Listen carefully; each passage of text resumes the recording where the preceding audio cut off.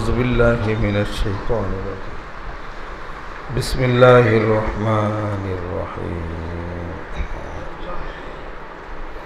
لقد رضي الله عن المؤمنين إذ يبايعونك تحت الشجرة فعلم ما في قلوبهم وأنزل السكينة عليهم وأصابهم فتحا قريبا صدق الله العظيم সবাই শরীর ভালো আছে তো? আপনি তো সারা রাত্রি জাগনা ছিলেন। সকালবেলা একটু ঘুমের ভাব আসে, তন্দ্রা আসে। এটা ঘুম হলো আল্লাহর পক্ষ থেকে একটা রহমত। বদর যুদ্ধে একটু সময়ের জন্য সাহাবারা ঘুম এসে গেছিলেন না, মনে আছে? এরা আল্লাহর পক্ষ থেকে এটা হলো রহমত।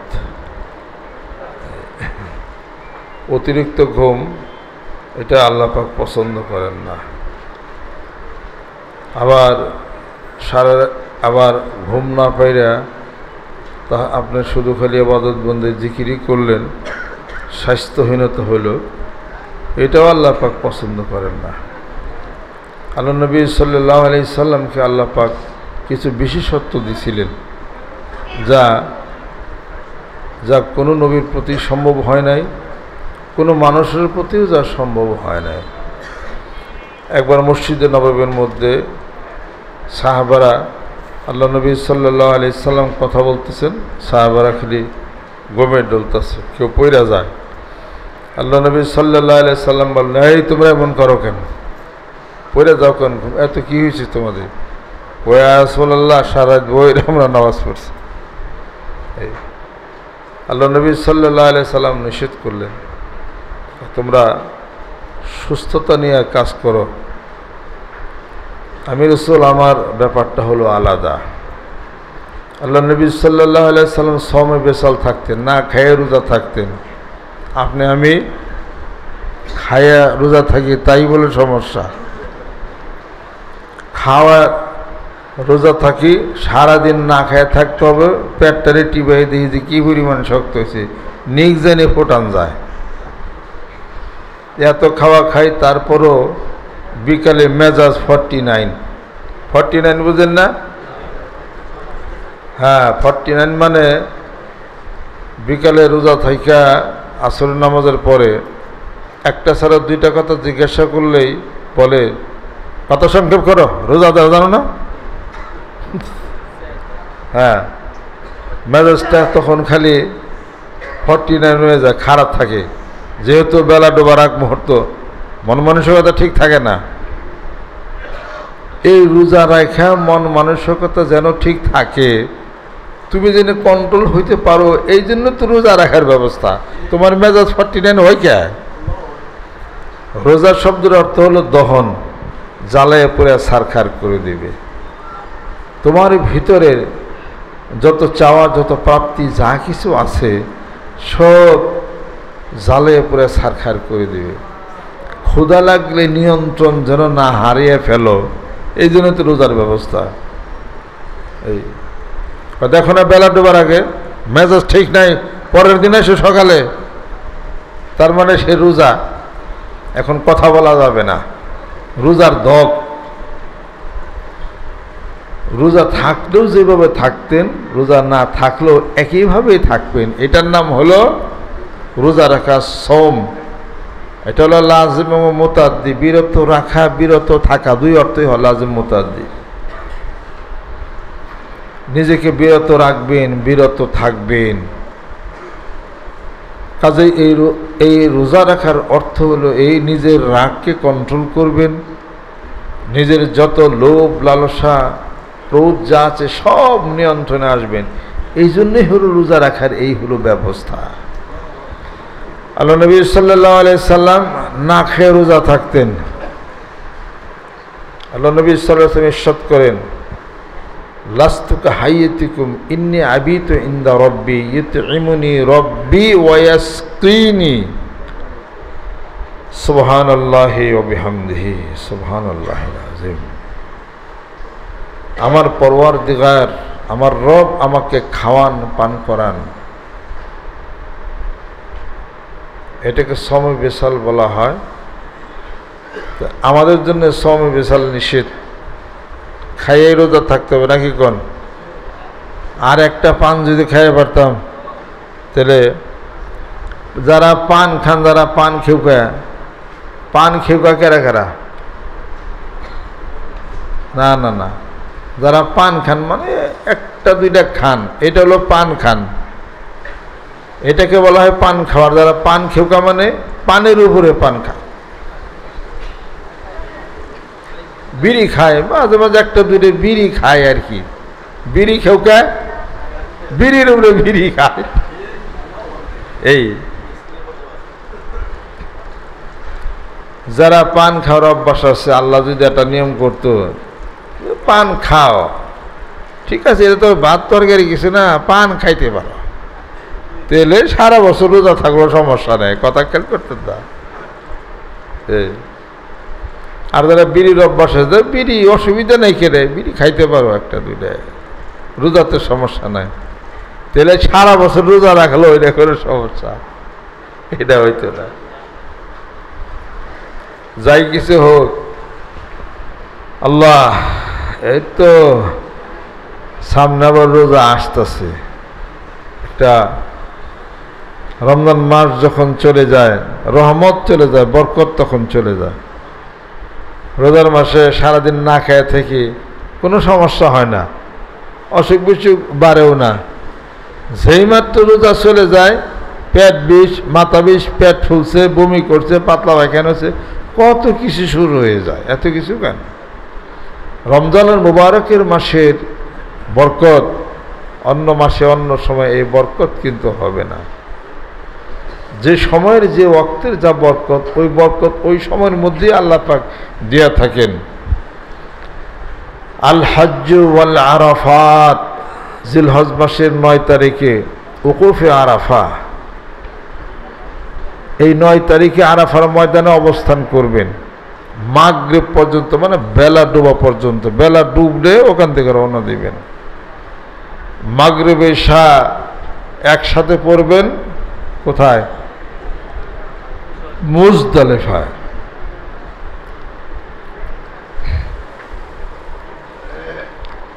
আল্লাহ আল্লাহ আল্লাহ। তাহলে পরে মাগরিব আর ঈশা ওই একসাথে মুজদালিফার মধ্যে এই নামাজ পড়বেন, নামাজ আদায় করবেন। এই হজের মাসের এই 9 তারিখের এত লক্ষ মানুষ আরাফার ময়দানে একসাথে হয়েছিলাম না আমরা? তার এক সপ্তাহ পরে আরাফার ময়দান কি উড়ে গেছে? এক সপ্তাহ পরে কোনো ভিড়টির কিছু নাই, আরামে যায় আপনি সন্ধ্যা বন্ধ থাইকে আসলেন, তাতে কি হজের হিসাব মিলবে? হজ হবে? আল্লাহ পাক বলেন ওই সময়টা, ওই ডেটটা 9 তারিখ জিলহজ মাসের, ওই তারিখ অনুসারে তোমাকে ওখানে উপস্থিত থাকতে হবে। তারপরে গেলে আরাফার ময়দান থাকবে ঠিক, বরকত আর থাকবে না। আল্লাহ যে হুকুম করছেন ওটা আর হবে না। ওটা আচ্ছা, সারা বছরে একবার এই সম, এই রোজা, রমজান মাস, আর 11 মাস, আর এই রমজান মাসের 1 মাসের কি সমান? ওই সময় ওই তারিখের ওই বরকত। শুধু তাই না, আল্লাহ নবী সাল্লাল্লাহু আলাইহি ওয়াসাল্লাম ইরশাদ করেন 20-এর পরে বেজর সংখ্যাতে তোমরা শবে কদর তালাশ করো। তো 20-এর পরে কেন? 20-এর আগেও তো 15ই রমজান গেছে বেজর, 20-এর আগেও তো 13ই রমজান গেছে বেজর, 11ই রমজান গেছে, আর আগে শবে কদর কইরা নেন, হবে কি? হবে না। ছোট্ট একটা কথা আমি আপনাদেরকে বলি, যারা কোনো উদ্দেশ্য নিয়ে এক জায়গায় জমায়েত হন, বাড়িতে যায় ওই বরকত কিন্তু পাওয়া যায় না। এখানে সুবহানাল্লাহ বললেন, আলহামদুলিল্লাহ বললেন, আল্লাহু আকবার বললেন, একই সুবহানাল্লাহ আলহামদুলিল্লাহ বাড়িতে যা বলবেন, সওয়াব হবে ঠিক, বরকতে কম বেশ হবে। কথা ঠিক কিনা? বরকতে কম বেশ হবে। অনেকে মনে করি যে অমুক একটা মাহফিল হচ্ছে, আরে হাদিস শরীফ কোরআন শরীফের কথাই তো বলবো, বাড়িতে বসে কোরআন শরীফ পড়ি, সওয়াব হবে, বরকত কম হবে। এখানে যারা বসা আছেন এই সুবহানাল্লাহ জিকির বাড়িতে বলেন, সওয়াব হবে, বরকত কম হবে, বরকত থেকে বঞ্চিত হলেন। তার কারণ বাড়িতে যখন জিকির করলেন একা, এটা কি জামাত হয়েছে? আল জামাআতু রাহমাতুন। এতগুলো মানুষ একসাথে বসে জিকির করা, বাড়িতে বসে একা জিকির করা, সওয়াব হবে, বরকত কম হবে। এই মানুষগুলিকে আপনার বাড়িতে দাওয়াত করে নিয়ে যায়, একসাথে জিকির করা সম্ভব? আপনি একাই না জিকির করতেছেন। এতগুলো মানুষের মধ্যে যে দোয়া হয়, দোয়া কবুল হওয়ার আশা করা যায়। 1 লাখ দোয়া করেন, কবুল হইতেও পারে, কবুল নাও হইতে পারে। এতগুলা মানুষ, কত আল্লাহ পাকের মকবুল বান্দা আছেন, ছোট আছেন, বড় আছেন, আর কত আমলদার মানুষ একসাথে বসে যে দোয়া করা হয়, ওই দোয়া আল্লাহ পাকের দরবারে যায়, আশা করা যায়। আর এতগুলো মানুষ একসাথে বসে যে জিকির করা হয়, সওয়াব তো হয়, বরকত বেশি হয়। আলহামদুলিল্লাহ। শয়তান কুমন্ত্রণা দিবে, আরে গত মাসিক মাহফিলে গেছিলি, আর এই মাসিক মাহফিলে কী লাভ আছে? এই মাসিক মাহফিলে যা হয় অন্য মাসিক মাহফিলে তা পান নাই। যে বরকত এখনো হয়েছে, আরেকটার মধ্যে বরকত নাও হতে পারে। শয়তান কুমন্ত্রণা দিয়া আপনার কাছে যদি 100 কোটি টাকা থাকে, এখন আপনি একটা বাজেট নিছেন যে 10 কোটি টাকার, 10 কোটি টাকার একটা বাজেট নিছেন, একটা মাদ্রাসা করবেন, একটা হেফজখানা করবেন, মাদ্রাসা করবেন। এই বাজেটটা আপনি নিয়েছেন, একটা মাদ্রাসা করবেন। শয়তান আপনাকে কুমন্ত্রণা দিয়ে টাকাটা মসজিদে লাগাইব। কথাটা কেমন হলো? ভালো কাজের মধ্যে শয়তান অপেক্ষাকৃত কম ভালো যেটা, ওইটার মধ্যে শয়তান আপনাকে কুমন্ত্রণা দিবে। এটা শয়তানের টেকনিকগুলো কিন্তু সাংঘাতিক। শয়তান আপনাকে 2 রাকাতে 6 রাকাত তারাবির নামাজ পড়েন তো মাগরিবের সুন্নতের পরে, এইটার মধ্যে আপনাকে কুমন্ত্রণা দেওয়া যায়, মেলা পড়ছ, এখন থেকে আফজল জিকির তেলাওয়াতের কোরআন, সবচেয়ে উত্তম জিকির হলো কোরআন শরীফ তেলাওয়াত। এখন থেকে তুমি কোরআন শরীফ পড়ো, কোরআন শরীফ পড়ার মধ্যে নিয়ে এরপর আস্তে আস্তে বলবো যে সকালে কোরআন শরীফ পড়ো, তার অর্থ কি আছে? অবসর সময় পড়লে তো হয়ে যায়। আবিন ছুটাবে, কোরআন শরীফের মধ্যে আনবে, কোরআন শরীফ পড়া 3 বারের জায়গায় 2 বার আনবো, 2 বারের জায়গায় 1 বার আনবো, 1 বারের জায়গায় এটা পড়লেই তো হয়ে যায়। বাদ দেওয়া হয়েছে কিনা জোরে? 10 কোটি টাকা বাজেট করছেন, একটা মাদ্রাসা করবেন, ওখানে শিক্ষা হবে, কোরআন হাদিসের দর্শ হবে। এখানেও শয়তান আপনাকে কুমন্ত্রণা দিয়ে ওই টাকাটা আপনার মসজিদে লাগাইতে পারে। অপেক্ষাকৃত মাদ্রাসার থেকে মাদ্রাসা মসজিদ করবেন, অপেক্ষাকৃত ভালো কোনটা? ওই অপেক্ষাকৃত কম ভালোটা মসজিদে ঢোকাবে। হাদিস শরীফের মধ্যে আসছে, যে ব্যক্তি মসজিদ তৈরি করে জমিনে, আল্লাহ পাক তার জন্য জান্নাতে একটা ঘর তৈরি করবে। সবই ঠিক আছে। শয়তান জানে যে এটা দিয়া যদি একটা বড় মাদ্রাসা হয়, তাহলে মাদ্রাসার খরচের জন্য তাকে ধোকা দিবে। মাদ্রাসা করবা, খরচের জন্য তোমাকে টাকা লাগবে 5 লাখ, টাকা লাগবে 6 লাখ প্রতি মাসে, টাকা কোত্থেকে দিবে? হুজুররা কাজে ঝগড়া করতে পারে, এটা ওটা হ্যান ত্যান, মেলাই কিছু, ছাত্র হতে পারে, আন্দোলন হইতে পারে, কত কিছু দুনিয়ার বুদ্ধি দেবে আপনাদের। বুদ্ধি দিয়ে ভেজাল দরকার নাই। দুনিয়াতে মসজিদ করলে আখেরাতে আল্লাহ পাক একটা জান্নাতে ঘর তৈরি করব, চাকচিক্য করে মার্বেল পাথর দিয়ে সুন্দর করে একটা মসজিদ করে দাও, এইটাই ভালো, ভেজালে যায়ও না। এই যে টাকাটা মসজিদে নাও খাটাইছে, শয়তানের কুমন্ত্রণা। এটা কথা খেয়াল করছেন? তার মানে অপেক্ষাকৃত মাদ্রাসা করাটাই এটা তার জন্য ঠিক ছিল। মাদ্রাসা করলে আলেম পয়দা হবে, ওই টাকাটা ওই খাতে শয়তান দিতে দিবে না। মসজিদে গেছে আবার বাইরে আসছে, কথা খেয়াল করছে। কিন্তু একজন আলেম যদি সৃষ্টি, আলেম যদি পয়দা হয়, একটা চারতলা মাদ্রাসার দাওরায় হাদিস মাদ্রাসা যদি করে, কত আলেম পয়দা হচ্ছে। তাদের শয়তানের এটা হলো সমস্যা, ওই টাকাটা মসজিদে ঢোকাই। আমার এই বয়ানে আবার কেরাবর কাটসিট করবেন, তাই না? এক পার্ট কাইটা দিয়ে সেরে আরেক পার্ট দিয়ে ফেসবুকে দিয়ে দেবো। মানে কিন্তু পিসাব বলছে মসজিদ করা শয়তানের কুমন্ত্রণা। কথা খেয়াল করতে, ওই যে বামের চোখ কাইটা দিয়ে, কথা খেয়াল করছে, অসভ্য বেয়াদবদানি কোথাকার। ডাইনিংটা কাটে, বামেরটা কাটে, কাইটা করে এইভাবে কাটসিট করে এইভাবে একটা সমাজে বিশৃঙ্খলা দেয় খবিশগুলা। আর তো রোজগারের ব্যবস্থা নাই, এইগুলা যেটা পায়। ওই যে মনে করেন ইদানি একটু পরিমণির পাইছে, ওনারা লেখায় লোকে হ্যান ত্যান দেয়া। কিছুদিন আগে ধর মোশারত জাহান কি জানি, মোশারত কি জানি মনিয়া, ওই যে আত্মহত্যা করলো না কি করলো, হ্যাঁ হ্যাঁ, ওইটারে নিয়ে কদিন আছে। ওরা শেষ হচ্ছে পরিমণি, এটা শেষ হওয়ার আরেকটা। এগুলো এই বাংলাদেশে কারবার ঠিক না চলে। ধৈর্য ধরে পেতরে পেতরে কিছু পিঠ পাইছে, বাড়ি মারলেই সব ঠিক হয়ে যায়। যেখানে বিচার বিভাগ আছে, লেজিসলেচার আছে, অ্যাডমিনিস্ট্রেশন আছে, কোর্ট কাছারি আছে, একটা মানুষের হেনস্ত তানস্ত এটা ওটা হ্যান ত্যান, এই কত কিছু, কত হিসাবপত্র। এটা বাংলাদেশের সব বলে জানে যেটা ধর্ম পায়, ব্যক্তি তো ওটার মধ্যে ঝুঁকা পড়ে, সবটিতে বিলে ওটার মধ্যে ঝুঁকে, আবার আর একটা তলে পড়ে, তাই না? হেরে আবার তলে পড়ে।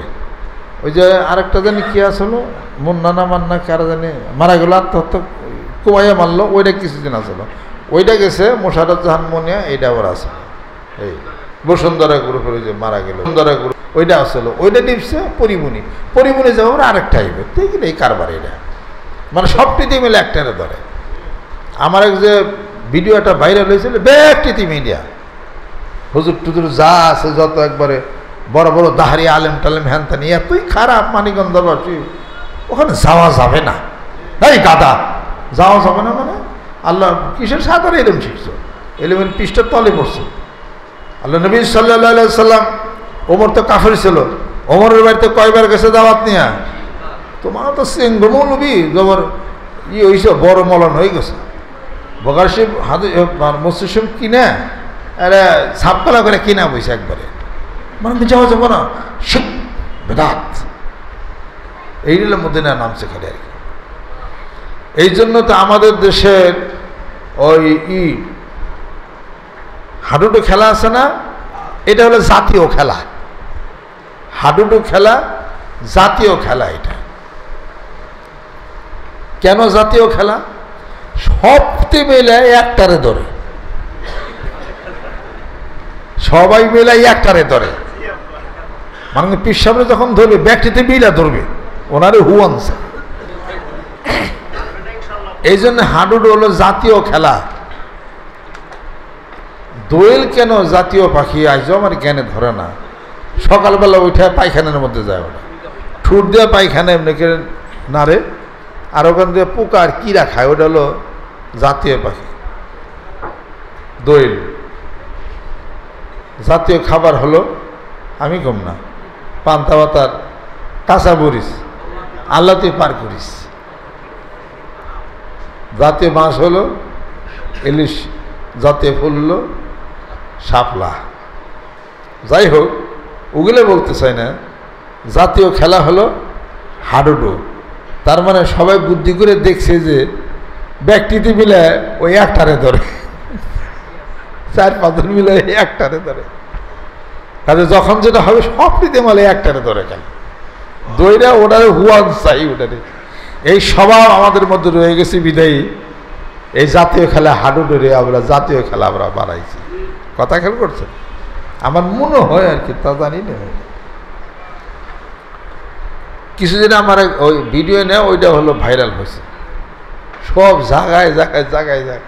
খুলনা গেছে মাহফিলে, ওখানে কিছু আলেমালা মারছে যে একটা জিনিস চোখে বললো, এইটার ব্যাপারে আপনার কি নজর আর কি যে আর যারা ভিডিও করে ইমরা কাটে কথা উমরা কাটে বিষয় বৃত্তান্ত কাটে, যেটা আসল কথা হেডা বাদ দেয় দিয়ে সেটা একটা খাড়া করায় আর কি, মুখরোচক একটা জিনিস যারা পরিচিত ব্যক্তিত্ব ওদেরকে একটা দিয়ে দিল আর কি, ওটা এনে ফট করে টিভিতে পট করে ভাইরাল হয়ে যায় আর কি। এই সমস্ত এগুলো আর কি। একটা লোক গাড়ি চালাইতেছে, একটা লোক গাড়ি চালাচ্ছে, রাস্তার ধারে এক মহিলা দাঁড়িয়ে রয়েছে, ননসের সাথে কাজে ঝগড়া হয়েছে, স্বামীর সাথে ঝগড়া হয়েছে, রাস্তার পারে দাঁড়িয়ে রয়েছে, গাড়ি গেলেই চাক্কা নিচে মাথা দিয়ে আত্মহত্যা করবে। ওখানে এক এরকম যারা ভিডিও ভাইরালের ব্যবসা করে তাকে সোনার চান খারিয়ে আসলো, এই তো দৌড় দিয়ে মাথা দিয়েছে, সোনার চান্দে তখন ভিডিও করছে। ভিডিওটা ঠিক দেখতে ঠিকই বোঝা যায়, হ্যাঁ অমুক গাড়ি এত নম্বর গাড়ি, একটা পথচার এক মহিলাকে উপর দিয়ে মাইরা ধরে সে চলে গেছে। ঘটনা কি তা তো জানলাম, ও তো আত্মহত্যা করবার যা দৌড় দেয় গাছের গাড়ি নিচে পড়ছে। এই অবস্থায় কোনো গাড়িকে কন্ট্রোল করতে পারবে? কেউ পারবে? কেউ যদি ইচ্ছা করে কিনার দ্বারে ফট করে গাড়ির নিচে পরে মাথা দেয়, এটা গাড়িওয়ালার কি দোষ? কিন্তু বাস্তবে তো দেখা গেল গাড়ির নিচে ঠিকই পড়ছে, চাক্কার নিচে, ভিডিওটা তার ঠিক আছে। আর একটা সংবাদ দিয়া দিল, হ্যাঁ গাড়িতে মারিয়ে দিছে, এই বিষয় বৃত্তান্ত আর কি। আপনি ইচ্ছা করবেন না, আপনি 5-10 লোক নিয়ে দাঁড়াই রয়েছেন, পীরদের বিপদ অনেক কিছু, আপনার কাছে তো পানি ভরার জন্য যায় না, আপনার কাছে তো জিনবুত খেদানোর জন্য যায় না, পানি ভরার জন্য যায় না, যায় একজন পীরের কাছে। সেই ক্ষেত্রে তার ভুল হইতে পারে, অনিচ্ছাকৃত ভুল হইতে পারে। 5জন লোক দাঁড়িয়ে আছে, কেউ যদি মনে করে যে ওনার একটা সেজদা দিব, কাছে এসে ফট করে মাথা নিচে সেজদা দিয়ে যদি ফালায়, আপনি কি করবেন? এটা যে দিছে ওর দোষ, ফিরাইতে দিয়া ফালাইছে, ফট করে আরেক দুর্বিসন্ধি ফট করে ক্যামেরার মধ্যে টিভি দিছে, টিভি দিয়েই ভাইরাল, 100 ভাইরাল। সে যে শাসন করলো, সে যে বইলে দিল এটা হারাম বা এটা করবা না বিষয় বৃত্তান্ত, ডাইনিবামের কথাটা তো সব কাইটে দিয়েছেন আপনি ভিডিওর মধ্যে, ওগুলো তো আর আপনি ওঠান নাই, দিল যে এইটুকু উঠাইছেন, ভাইরাল হয়ে গেল। দেখতে হবে যেখানে সেজদার প্রসঙ্গ আসে, সেই দরবারে প্রকাশ্যে মানুষ সেজদা দেয় কিনা, অভ্যাস আছে কিনা, রসুম আছে কিনা, এটা দেখতে হবে। দরবারে কোথাও, বাড়িতে কোথাও যদি এই ধরনের সিস্টেম না দেখা যায়, তাহলে বিক্ষিপ্ত ঘটনা এটা, কথা খেয়াল করছেন? এটাকে নিয়ে কিছু অসাধু ব্যবসায়ী কিছু বলো না, কিছু বলো পসা মুফতি, এই মুফতি ওই যে কোরআন হাদিস শরীফ বের করো, মিশকাত শরীফের মধ্যে আছে, ইন্না শাররু শিরারিল উলামা ওয়া ইন্নাল খায়রা খায়রু খিয়ারিল উলামা। ভালো সুন্দর মনের মানুষ যদি দেখতে চাও সমাজের বুকে, এই আলেমের চেহারায় চাইয়া দেখে, কিছু কিছু আলেম তারা খুব ভালো। পাজি লম্পট বান্দর যদি দেখতে চাও, সমাজে বিশৃঙ্খলাকারী দেখতে যদি চাও, আর পাজি দুষ্ট, এই আলেমের মধ্যে কিছু আলেম আছে, ওই এলেম আমাকে কিছু দেয় নাই, সমাজে তারা খালি বিশৃঙ্খলার চেষ্টা করে, অমুখে ফাঁসেক ঠিক বিরাট, এই গাদা, তোমার মতো আলেম মুক্তি অমুক টমুক হ্যান তেন, তোমাকে তো শিখ বেদাত ঠিক করার জন্যই তো তোমাদেরকে সমাজে মানুষের সার্টিফিকেট দিচ্ছে, তোমারই না, তুমি বসে রয়েছো কেন? তুমি একটা দরবারে সরাসরি বিরোধিতা না করে তারা বুঝাও, তারা দাওয়াত দাও, তারা হেদায়েতের জন্য একটু কাছে যাও না। অমুক এটা করছে, আন্দোলন শুরু হয়ে গেছে, হ্যাঁ রাস্তা যায় আন্দোলন শুরু হয়েছে, ভেঙে দেব দরবার, অমুকটা তমুকটা হ্যান।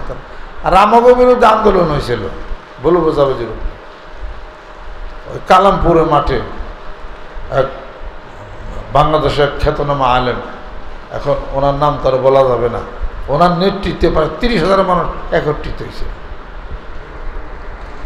এখানে আব্বা সারা বাংলাদেশে কেউ খবর দেয় না, আল্লাহ হেফাজত করে, সবটি তো আইতেছিল এখানে সব আগুন ধরে পুড়ে ডেরে মেরে সব ভেঙে দেবো গা। ওনারা বড় বড় আলে মুফতি, ওনারা সাইক বোকার সমস্ত সময় সাপকল করে কিনে নিছে ওনারা। ইয়ার পরে মানিকগঞ্জের ডিসি সব সেটা শুনে তৎপর হয়েছে। এরপরে আব্বার যত ছাত্র আসছিল মানিকগঞ্জের, এই বাংলাদেশ একত্রিত করে সার চিন্তা করেন না, জাগির ব্রিজ দাইব সব ওই ব্রিজের থেকে ফালাই দেবো সব, আপনার জন্য জীবন দেবো, আসতে দেন। সব পোলা বান্নার ছাত্র আরও যারা বিভিন্ন পার্টির লোক সবটিই তো খেপে গেছিল। তখন সব মুড়িটা আপনারা জানেনই না এই সংবাদ, পরে সে জানলেন। তাহলে যদি ওই সময় একটা হানাহানি হইতো তো দুই পক্ষ লোক মারা যাইতো না। এটা আমরা তো চুপ করে আছেন, আব্বা চুপ করে, চুপ করে থাকো, আল্লাহ হেফাজত করবে। কি কথা হলো কি, মানিকগঞ্জের দরবার আমরা হলো কাফের, কাফের কোনদিন নামাজও যায় না মসজিদে, জোরে কর, কাফের কোনদিন মেসাক করে, কাফের পাগড়ি বাঁধে মাথার মধ্যে, জোরে কর, রোজা রাখে, কাফের যদি রোজা রাখে মাথায় টুই পরে তার পাগড়ি বাঁধে, ভালো কাফের। আবার দুই মুরিদ ইউসুফ হক্কানি আর হলো ওই আব্দুল মান্নান অ্যাডভোকেট সব দুজন ইন্তেকাল করছে সিরাজগঞ্জ সোহালি কলেজ মাঠে। আমি মাহফিল করে আসছিলাম ওখানে, চর এলাকায় জনক একজন পিসব মাহফিলে গেছেন, যায় সেরা একজন প্রশ্ন করছে মানিকগঞ্জ সম্পর্কে কিছু কন, মানিকগঞ্জ কাফেরে পড়ছে। তারপর ওই দুই মুড়ি ধরা তো আবার সইরা, ওরা আবার হেনে বসা, এই দাঁড়ে কে হুজুর কাফের গিয়ে ভালো ভালো করা যায় না, ভালো হওয়া যায় না কাফের, ওই চর এলাকার ভাষা আর কি, মানে কাফেরে পড়ছে তওবা করতে হইবে। তখন বসুন্ধরার মুফতি সাহেব হুজুর ছিলেন, বসুন্ধরা যাইতে হইবে, বড় বড় আলেম নে বইতে হইবে, তওবা করতে গিয়ে আলেমের দরকার, তবা আমি করুন আস্তা করলে আলেমের দরকার কে, আলেমের দরকার আমি যখন মরে যাবো ওই লয়সা জানাজা করে থুয়ে যাব, এই আর বিয়া সে দিলে বেরো কর্ম ভরাইব, আমি তবা করবো আলেমের দরকার কেছে, আমি রাস্তা খুললাম তবা করলাম। ইন্নামাত তাওবাতু আলাল্লাহি লিল্লাযিনা ইয়া'মালুনা সুআ বিজাহালাতিন সুম্মা ইয়াতুবুনা মিন কারিবিন। আলেমরা যাইতে হইবে, তওবা করতে হইবে। কয় হুজুর তাহলে কি কাফের কি ভালো হওয়া যায় না, ভালো করা যায় না? দু এক কথা উত্তর দিয়া এই হুজুরের পিসা হুজুর আর তেমন কিছু কয় নাকি, ভালো যখন হয় যায় না, বসা শালাক, ধর শালাক, সইরা ভাষা আর কি। এই কথা কয়ে আতা মাথা খাইছে, দৌড়ি আইছে স্টেজের দিকে ডাকে। হুজুর তখন স্টেজ থেকে নাইমা হোন্ডা চালিয়ে কোন রকম যান বাঁচাইছিল। পরে ইউসুফ হক্কানি কয় সব পয়তালে দৌড় দিলাম, আব্বাও জিজ্ঞাসা করছে তারপরে কি হলো, হুজুর হোন্ডা দেয়া দৌড় দিছে, আমি সব পয়তালে দৌড় দিলাম, ইয়ারাঙ্গে মারলাম, তা লাগলো না, বুঝছেন না, এরাঙ্গি মারছিলাম তা লাগলো না, লাগলো বুঝতো আমি,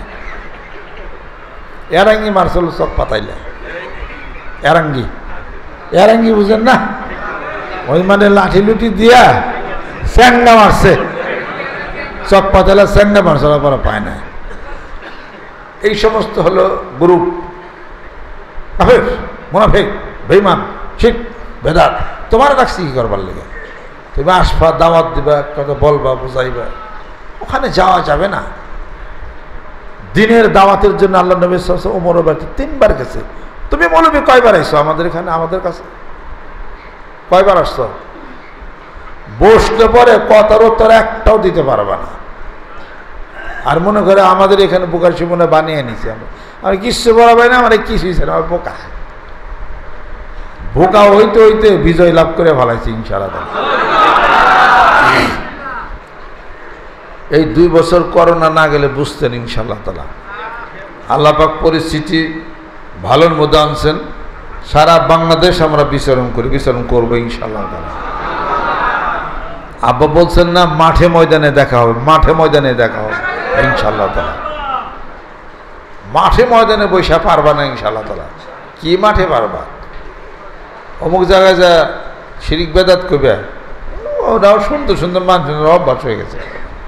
ঠিক বেদাত। ওই দেখেন না ফেসবুকে এক হুজুর খালি সবাইরে কথা গেলে কাফের কাফের, ওই আমার কাফের লেখা, কাফের চশমা পড়ছে, কাফের লেখা চশমা পরে যা দেখে সামনে সব কাফের। কারণ হলো চশমা হলো কাফের লেখা চশমা হলো। আমি আপনাদের খেদমত আরজ করতে চাই, এই বিশৃঙ্খলা সমাজের বুকে করতেছেন, সরকারের উচিত মৌলানা পাশ করে বেরিলে, মুফতি পাশ করে বেরিলে 3 মাসের তারা ডিটেনশন দেওয়া উচিত। তুমি যে বাড়িতে ওয়াজ করবা, বাইরে যে ফতোয়া দিবে, তুমি আগে যাই না বুঝালো, 3 মাস ট্রেনিং দেওয়া উচিত তাদেরকে। দেশে ইসলাম হানাহানির ব্যবস্থা করে না, ইসলাম সমাধানের ব্যবস্থা করছে। ফাসলিহু বাইনা আহওয়াইকুম, সন্ধি করে দাও, সমাধান করে দাও। আর এরা শুধু খালি এমন কথা বলে, শুধু খালি বিশৃঙ্খলা করবে। এখানে কিছু আলেম ওলামা আসবে, আসতে পারে বলতুটি হইতে পারে, সংশোধন হয়ে যেতে পারে, কথা বলতে পারে। ও আবার আরেক দল আবার ফিরায়, মানিকগঞ্জ যাওয়া যাবে না, সর্বনাশ। এনে গেলে কি অপরাধ? গতকাল রাত থেকে এই পর্যন্ত বৈশাল ইসলামের বাইরে কোনটা হয়েছে বলেন না? কি হয়েছে? সমস্যা কি এখানে? এনে করে শেষ দেওয়া হয়েছে? হারাম কোনো গান বাজনা হয়েছে? ওরা খালি কিছু গাইলে খালি ফতোয়ার কাগজ তালাশ করে। যে সমস্ত মুফতি খালি ফতোয়ার কাগজ তালাশ করো, বক মারলে একটা হামনাথ গজলের পয়ারও তাকে মুগ্ধ বেরোব না, জিজ্ঞেস করে দেন। ওরা খালি কাগজ না ঘুরে খালি একটা হামনাথ একটা গজলও যদি গায় তাও নাই। রাসূলের মহব্বতের ভালোবাসার চোখ দিয়ে এক ফোঁটা পানিও বাইরে না। ওরা খালি আছে শিখ বেদাত, কোথায় কোথায় কি খালি এগেলে নিয়ে আসে, মানুষের গিল্লা নিয়ে আসে। মানুষের জীবনে ভালো কিছু নাই, ভালোর কথা প্রশংসা করেন আপনি, খারাপের জন্যে দাওয়াত নিয়ে যান, বলেন, বুঝান, ইনশাআল্লাহ তাআলা সংশোধন হয়ে যাবে। তাতে জিহাদ খেলি তোমরাই জানো, আমরা জিহাদ জানি। জেহাদে জেহাদে জেহাদে চাই, জেহাদ করে বাঁচতে চাই। আমরা ইউনিভার্সিটিতে শুনছি লড়াই লড়াই লড়াই চাই, লড়াই করে বাঁচতে চাই। এর আগে একটা শব্দ রাত 3টার সময় আমার কানে ভাইসে আসলো, অ্যাকশন, ডাইরেক্ট অ্যাকশন। এই কথাটা স্লোগান হওয়ার পরে বুম একটা শব্দ হইল, ডানোর ডিবের মধ্যে একটা ককটেল ফুটলো। ফুটার পরে আমি কোনটার পরে কোনটাতে বলতেছি, মানে অ্যাকশন ডাইরেক্ট অ্যাকশন। তার বোমাটা ফুটলো, ফুটার পরে লড়াই লড়াই লড়াই চাই, লড়াই করে বাঁচতে চাই। এটা একটা জিনিস হয়ে গেল। মানে ফতোয়ার কাগজ দিয়া জেহাদ জেহাদ জেহাদ চাই, জেহাদ করে বাঁচতে চাই। এইগুলো হলো একটা রূপ ছাড়া আর কোনো কিছুই নাই। মানিকগঞ্জ দরবারে ওর সাথে আমরা লাগি না, কৌশল অবলম্বন করছি। কৌশলের মায়ের এমনই মায়ের, কৌশলের মায়ের দুনিয়ার বাইর। এই মাদ্রাসাটা কেবল প্রাথমিক অবস্থা, এটা নিয়েও কত ষড়যন্ত্র, কেমনে বাদ দেওয়া যায়, কেমনে এটারে যাইতে নিচে নামান যায়, এ কত কিছু ষড়যন্ত্র করা শুরু হয়ে গেছে। আর দোয়া করেন আল্লাহ পাক ষড়যন্ত্র নস্যাৎ করে দিক, মাদ্রাসাটা আছে একটা বিশ্ববিদ্যালয় যেন হয়ে যায়। প্রাথমিক অবস্থায় আমাদের টার্গেট 5 কোটি মানুষ ইনশাআল্লাহ তাআলা একত্রিত হবে। শয়তান কুমন্ত্রণা দেয় যে হুজুরে কইছে এটা কি সম্ভব, হুজুরে কইছে এটা কি সম্ভব, তোমার ইমানের দুর্বলতা। এটা আমার ইমানের দুর্বলতা নাই, আমি এই কাজের মধ্যে আমার কনফিডেন্স আছে, আত্মবিশ্বাস আছে, দেখেই তো কইছি ইনশাআল্লাহ তাআলা একত্রিত হবে। কি মনে করলেন 5 কোটি মানুষ? 1 কোটি এক জায়গা করে দেখান না, হয়ে যাবে ইনশাআল্লাহ তাআলা, হয়ে যাবে। আমরা কোনো দুর্বিসন্ধি না, কারোর কোনো ক্ষতি নেয়া, তরিকতের ইসলামের কথা আমরা বলি না ইনশাআল্লাহ তাআলা। মানিকগঞ্জ দরবার শরীফের নেতৃত্বে আল্লাহর আশিক এবং আল্লাহর পাগলেরা এই কথার উপরে 20 কোটি মানুষের মধ্যে প্রথম 5 কোটি মানুষের টার্গেট। সেই মানুষদেরকে দিনের দাওয়াত দিয়ে নিয়ে খুলসিয়াতে যদি দাওয়াত দেন, ও দৌড়ে আসবে। আসবে কেন, কেন আসতেছে ও নিজেই বুঝবো না ইনশাআল্লাহ। সেই কাজের মধ্যে এইবার আদা এবং নিমক নুন খায় মাঠে ময়দানে নামতে হবে, বসে থাকা চলবে না। সেই নিয়ত করে মাঠে ময়দানে গ্রামে গঞ্জে প্রত্যেকটা জায়গায় প্রত্যেকটা মহল্লায় বায়াতের দাওয়াত আর এই কলমা লা ইলাহা ইল্লাল্লাহ জিকিরের, এই কলমার জিকিরের দাওয়াত দেওয়ার জন্য প্রত্যেকটা মুরিদ বদ্ধপরিকর হয়ে মাঠে নামতে হবে ইনশাআল্লাহ। তারা বিজয় আমাদের সুনিশ্চিত। রাজি আছে?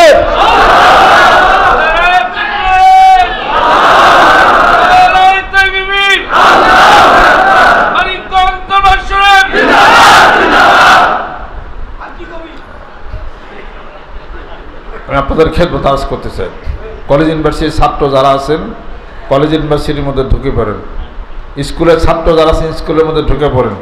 খালি কলেজে যান আর আসেন, স্কুলে যান আর আসেন, বিশ্ববিদ্যালয়ে যান আর আসেন ছাত্র, আর আপনাদের আর কোনো ভূমিকা নাই। পড়ার মাধ্যমে একটা ছাত্রকে দাওয়াত দেন না, বায়াতের দাওয়াত দেন না, মুরিদের দাওয়াত দেন না। চাকরি থাকা অবস্থায় চাকরির মধ্যে থাইকা মানিকগঞ্জ দরবার শরীফের এই ভূমিকা, তরিকতের খেদমতের ভূমিকা যারা রাখছেন, অনেকে রাখছেন, জানি, ধন্যবাদ দেই। তার মধ্যে আমাদের কন্ট্রোলার সব প্রথম স্থান অধিকার করছে। আইছেন নাকি? কন্ট্রোলার আসে নাই। কন্ট্রোলার আব্দুল নূর, উনি পাগলের মতো কাজ করছে, যে মালা যারই পাইছে তারই মানিকগঞ্জের দাওয়াত দিছে। ওনার দাওয়াতের ফসল আমাদের ঢাকা আলিয়া মাদ্রাসার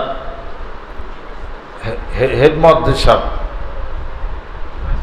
জি ভাইস প্রিন্সিপাল আর কি, নিয়ত করে আল্লাহ পাক যেন প্রিন্সিপাল বানিয়ে দেন, ডক্টর আব্দুর রশিদ সাহেব। আমি যখন আলিয়া মাদ্রাসা পড়ি তখনও উনি হেড মুহাদ্দিস ছিলেন, ওই ফিকাতে যখন পড়ি তখন উনি হেড মুহাদ্দিস হুজুর ছিলেন। আমি যাদের কাছে পড়তাম আমার উস্তাদ অনেকেই ইন্তেকাল করছেন। আব্দুল লতিফ সাহেব ইন্তেকাল করেছেন, এরপরে মোকাদ্দাস আলী সাহেব ইন্তেকাল করেছেন, তারপরে মুস্তাফিজুর রহমান সাহেব আল মুস্তাতারফ পড়ছি ইন্তেকাল করেছেন। এরকম আরও হেড মৌলানা ছিলেন ওবায়দুল হক সাহেব, তিনিও ইন্তেকাল করেছেন। ইউনুস শিকদার সাহেব ছিলেন, তিনিও ইন্তেকাল করছেন। মিয়া কাশিমি সাহেব হুজুর, তিনি ইন্তেকাল করেছেন। কত সবাই ঢাকা আলিয়া ছিলেন। আশরাফ আলী শাহ হুজুর ছিলেন, ওনার কাছে তফসিরে জালালাইন শরীফ পড়ছি। তারপরে মোকাদ্দাস আলী হুজুর, ওনার কাছে উসুলুল বাজদুবি পড়ছি ওনার কাছে। তারপর শরে মাওকিফ ওনার কাছে পড়ছি। তো ওনারা সবই চলে গেছে। হেড মুহাদ্দিস সাহেব এখনও বাসা আছে। তো কন্ট্রোলার সাহেব, ওনার দাওয়াতের ফসল হেড মুহাদ্দিস সাহেব আসতে দরবার দেখে গেছেন, আমাদের সেটা তাআল্লুক করছেন। বিলডা কামেল মাদ্রাসার প্রিন্সিপাল হুজুর হযরত মাওলানা গিয়াসউদ্দিন সাহেব মদিনা ইউনিভার্সিটি থেকে পাশ করে আসছেন। কন্ট্রোলার সাহেব ওনার দাওয়াতের ফসল, উনি 2 বার দেখতে আসেন। ওনার দাওয়াতে দেখে আসা যায় না বোঝা তারা বায়াত গ্রহণ করে এই সিলসিলাভুক্ত হয়েছেন। কত মানুষের কত ওলামা, একটা পশুবার আলিয়া মাদ্রাসার আব্দুল শুকুর সাহেব, কন্ট্রোলার সাহেবের দাওয়াতের ফসল, এরকম কত। খেয়াল করতে হবে। দাদা হুজুরকে বলছেন ইসাক রহমতুল্লাহ, আব্বাকে বোঝা ব্যারিস্টার সাহেব, যেখানে যাবা সেখানে খালি গান আল্লাহর কথা কবা। আল্লাহর কথা মানুষ শুনে, মানুষের কাছে মানুষের কথা বলতে হয়, তারপরে মানুষ আল্লাহমুখী হয়। আল্লাহ পাকে মানুষকে মানুষের কথা বলছেন, আপনি দাওয়াত দিতে হবে মানুষের, তার মাধ্যমে দেওয়া মানুষ আল্লাহকে চিনবে, এটা হলো কাজ হবে। এটার নাম হলো তাআদ্দিউন, তাআদ্দি বলা হয় এটাকে। আল্লাহ পাক মানুষের কাছে মানুষকে অনুসরণ করার হুকুম দেন নাই, আতিউল্লাহ আতিউর রাসূলা ওয়া উলিল আমরি মিনকুম কুল ইন কুনতুম তুহিব্বুনাল্লাহ ফাত্তাবিউনি ইউহিব্বুকুমুল্লাহ ওয়া ইয়াগফির লাকুম যুনুবাকুম আল্লাহু গফুরুর রহিম। মানুষকে মানুষের দাওয়াত দেন নাই, তারপর না মানুষ তাকে চিনলে আল্লাহ পাক পর্যন্ত যাওয়ার কথা হবে এটা। অতএব যেখানে যাবেন সেখানে খানিকান আল্লাহর কথা কবেন, অর্থাৎ আপনি বায়াত হয়েছেন, মুরিদ হয়েছেন, জিকির করেন, এই দাওয়াত দেন। দাওয়াত দিলে সে চিনা যাবে, বোঝা যাবে। যে অবস্থায় যেখানে থাকেন ওখানে খালি বলেন যে বায়াত হন, বায়াত হওয়া বিল ইত্তেফাক সুন্নত, জিকির করেন, অনেক উপকার পাবেন। আমি জিকির করে শান্তি হয়েছে, উপকার পাইছি, এই দু এক কথা বলতে বলতে বলতে বলতে দেখবেন যে কাম হয়ে গেছে গা। সারা বাংলাদেশে সিরিজ বোমা হামলা হয় নাই, হয়েছে কিনা জোরে খান? মানিকগঞ্জে সিরিজ বোমা হামলা সবচেয়ে পরে হয়েছে, সবচেয়ে পরে হয়েছে সিরিজ বোমা হামলা। জি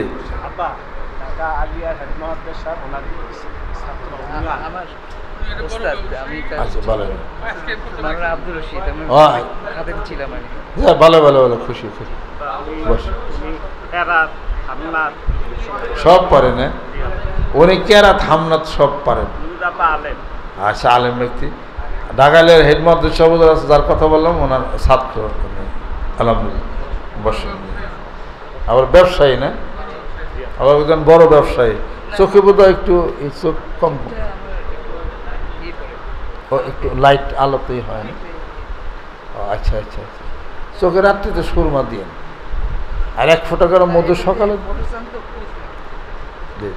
1 ফোঁটা করে মধু সকালে দিয়েন, আর রাত্রিতে সুরমা দিয়েন, তো এটা প্রবলেম থাকবে না ইনশাআল্লাহ। ঠিক আছে, বসেন। কি করতেছিলাম? হ্যাঁ, সিরিজ বোমা হামলা মানিকগঞ্জে সবচেয়ে পরে হয়েছে। একসাথে 64টা জেলার মধ্যে হয়েছে, একসাথে এতগুলো জেলার মধ্যে বোমা হামলা হইল। কন্ত কেন? মাথার ব্রেন ওয়াশ করছে। যে কোর্ট কাছারির মধ্যে যত উকিল মুক্তার আছে টিসি অফিসে, বোমা মাইরা ফার্স্টে এগো মাইরা হালাও, ব্রেন ওয়াশ করছে না? গাজীপুর কোর্টে বোমা হামলা হলো, নিজেও মরছে, উকিলও মারছে। আরেক জায়গায় ম্যাজিস্ট্রেট মারছে, নিজেও মরছে, ম্যাজিস্ট্রেটও মারছে। বোমা হামলা হইল না এটা কেন? ব্রেন ওয়াশ করছে। ব্রেন ওয়াশ করে যদি বোমা হামলা হয়, ব্রেন ওয়াশ করে নিজে মারে, মানুষকে মারে, তা যদি হয়, আপনি কথা বলতে বলতে ব্রেন ওয়াশ করে ওরে আল্লাহর জিকিরের রাস্তা আনতে পারবেন না কেন? আপনি তার ব্রেন ওয়াশ করে আপনি বায়াত মুরিদ করেন, তারা ব্রেন ওয়াশ করে খারাপ রাস্তা দেয়, আপনি ব্রেন ওয়াশ করে ভালো রাস্তা দেন। স্কুলে যান সকালবেলা 10টার সময়, বিকাল 4টার সময় আসেন, আপনি তরিকার কাজ করবেন কোথায়? যেখানে যে অবস্থা থাকেন ওখানকার মতো তরিকার কাজ করেন, সেটাই আমাদের বিজয় হবে ইনশাআল্লাহ। দিন করে, ক্ষণ করে, সময় করে দরবার আইসা আপনি কাজ আগাইতে পারবেন না, যেখানে থাকেন ওখানে। আর মনে রাখতে হবে, repent and reform for tomorrow, it may be too late. আপনি যখন মানিকগঞ্জ দরবারের সৈনিক হয়েছেন, সৈনিকের কাজ কি? এই সৈনিকের কাজ হলো অস্ত্র হাতে থাকবে, বিপক্ষ দলের পাইলেই গুলি করবো, কথা ঠিক কিনা কর? আপনি কি অস্ত্র হাতে নেবেন? কালেমা লা ইলাহা ইল্লাল্লাহ জিকির, এই অস্ত্র হাতে নেবেন। কালেমার দাওয়াত দেন, নামাজের দাওয়াত দেন, জিকিরের দাওয়াত দেন, বায়াত মুরিদ হওয়ার দাওয়াত দেন, যেটা সম্ভব ওইটার দাওয়াত দেন, ওইটার মধ্যে দাওয়াত দেওয়া শুরু করে দেন। শোনেন ঘটনা, আমি ওই গেছিলাম ওই নবাবগঞ্জ ডিসি কোর্ট ওখানে আমি মাহফিল করছি। তা আমার সাথে আসলো ওই যে সোনামতি পাগলা, ইন্তেকাল করছে। এখানে দেখছেন না সোনামতি পাগলারে? মাথায় হেলমেট দেওয়া হয়েছে, মাথায় হেলমেট দেওয়া জিকির করে উলাইলি করে কত মানুষ যে মুরিদ করছে। ওই মাহফিলের শেষে ওই দিন রাত্রিতে ছিলাম, ওই যে আমাদের ওই যে আছে যে আমার আত্মীয় মানিক, ওনার বাড়িতে আমি রাত্রিতে ছিলাম। সকালবেলা ভোরে ওইটা পাশে ওইদিকে একটা পুকুর বোধহয় আছে নাকি, ওখানে একটু কথাবার্তা হইলে হইলে শুনলাম। পরে সোনামতি পাগলার গলার শব্দ আসলো। সোনামতি পাগলা দেখি এই গামছা গায়ে দেওয়া গোসলে নামছে, এরই 3-4 জন নিয়ে আইছে। আইসে কয় আব্বা মরিত করেন, আপনি ওনাকে কম থেকে কেমনি নিয়ে আসেন এরকম। এই হুজুর আপনার তো গোসল করার নাম ছিলাম, কিন্তু এই পাগলে আমাকে ধরছে, দইরা মুরিদ বয়াতের কথা বলছে, আমাকে ভালো লাগছে। তারা শিক্ষিত মানুষ, খেয়াল করলাম হুজুর যখন আসে তাহলে মুরিদটা হয়ে যায়, জিকির করবে, সমস্যা কি আছে। পাগলে সকালবেলা গোসল করবার গেছে, পাগলে 2-4 জন মুরিদ করলো। হে যদি পারে আপনি পারবেন না কেন? যেখানে গোসল করবার গেছেন, ভাই ভালো আছেন, শরীরে কেমন আছে, দুবেলা একটু জিকির করুন, জিকির করলে সুস্থ হয়ে যান, ভালো লাগবে। এই কথা বলেন, কথা বলতে বলতে ব্রেন ওয়াশ হবে, কথা বলতে বলতে ব্রেনের শোয়া বম ফাবে, নিজে মরে মানুষের মারে, সিরিজ বোমা হামলা যদি হয়, আপনি কথা বলতে বলতে কেন মানুষ বায়াত মুরিদ হবে না, কেন জিকির করবে না? এই ব্রেন ওয়াশের মধ্যে নামে যেতে হবে। রাজি আছে? হাত থামা।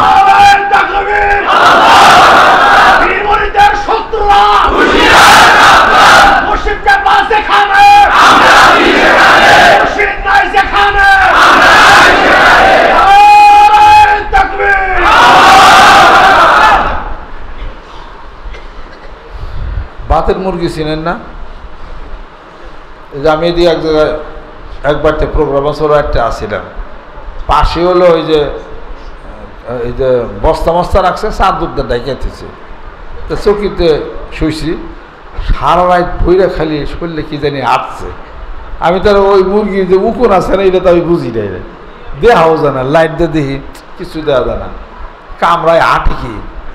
আমার তো জিনেবুতে ধরছে যা দেখতে জিনের তো আয়তেল করছে বললাম কয়েকবার, যা যা কিছু বাতের মুরগির শরীরের উকুন যেটা আছে সেইটা আয়তেল করছিতে যাইব কোন জায়গাতে, ওরা তো জিনবুত না, ওরা ফুটু দিলাম হ্যান তেন কোনোটাই কাবল্লা আবার। খেয়াল করো তো, বড় ভূতে ধরছে রে, বড় দুষ্ট মনে হয়, নাহলে পরে এই অবস্থা করে কিন্তু আটে ইন্দা যায় অন্দা যায়, তো নিশ্চয় তো এনে কোনো। পরে ও কইছে যে তবু এনে ঘটনা কি রে, এই বাড়ি থেকে কোনো জিনটিন আছে নাকি বা কি শয়তান টয়তান? না না, এরকম তো কিছু দেখিনি আমরা এই পর্যন্ত। নাম জানি কি আব্দুল সুবান, সুবান জগতলের দিকে আব্দুল সুবান। ও সুবানের বাড়িতে আমি রাত্রিতে আসছিলাম, আব্বাও ওই বাড়িতে যায় মাঝে মাঝে, খুব ভালো মানুষ, কয়েকদিন করে থাকে ওই এলাকার তরিকার কাজ করতো। তা আব্দুর রহমানের কইছি কি যে আব্দুল সুবানের কইও ডালটা একটা পাত্রা করে রান্নার জন্যে, আর একটু ওই যে দুধ যদি থাকে গ্রামদের খাঁটি দুধ থাকলে তাহলে খাওয়ানো আর কি।